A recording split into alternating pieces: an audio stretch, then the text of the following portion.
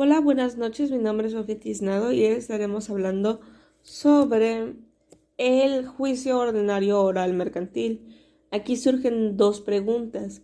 ¿Qué es oral y cómo es que se lleva a cabo o cuál es la diferencia entre un juicio ordinario mercantil? Bueno, iniciaremos dando la respuesta a la primera pregunta, que es la oralidad. ¿Qué es oral? Bueno, la parte oral es aquella que se resuelve mediante una narración de los hechos o mediante los hechos platicados, comentados, platicados o de diferentes maneras, pero es algo que se hace de manera oral o más bien verbal.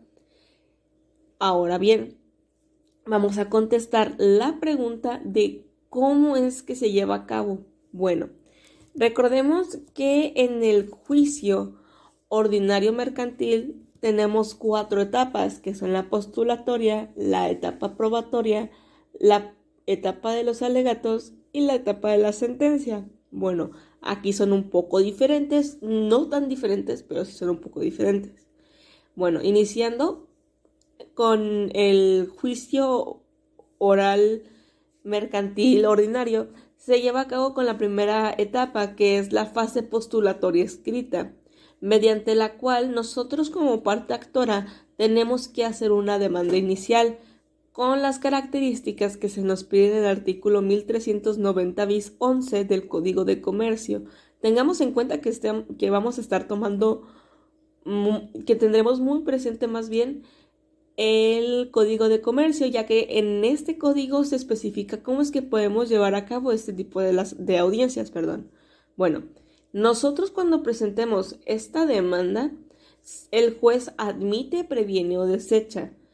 Si el juez admite es porque todo está bien y cumplimos con los requisitos que se nos fueron solicitados en el artículo 1390 bis 11, pero si se nos previene tenemos 3 días hábiles para que nosotros podamos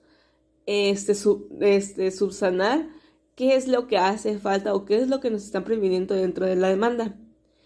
Si no subsanamos eso, se nos puede desechar, que es lo que no queremos.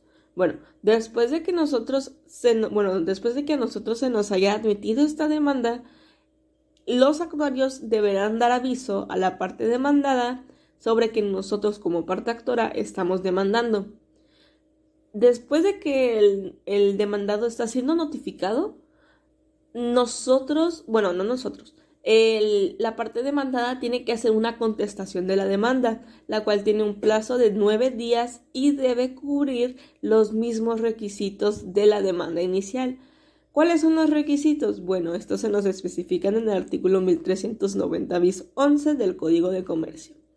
Después de que se presentó una contestación, se hace una réplica. ¿Qué es la réplica? Bueno, la réplica es la contestación de la contestación. Entonces, en esta réplica, nosotros como parte actora, el juez nos da visto por 3 días para que hagamos manifestaciones, cualquier otro tipo de manifestación. Después de que, si nosotros hacemos eso, sigue la parte actora, sigue la parte del ofrecimiento de pruebas en la vista de lo atendido en la litis.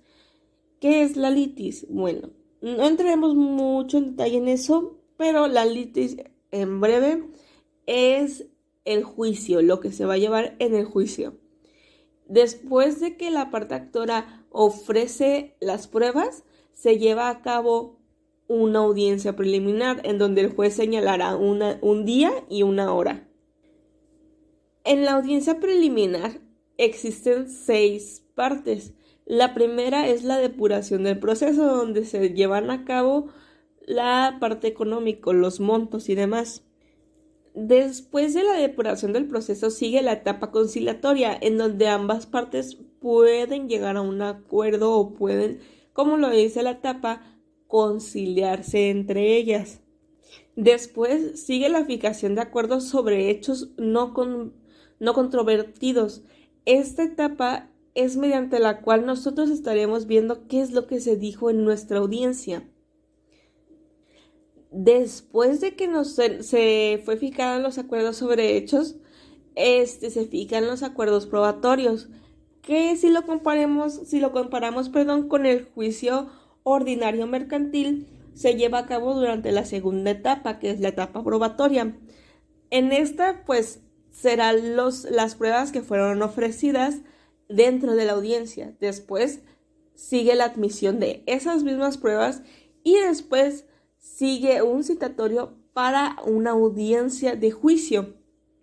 Bueno, siguiendo con el tema, la audiencia de juicio es en la cual el juez ordena el desahogo de las pruebas.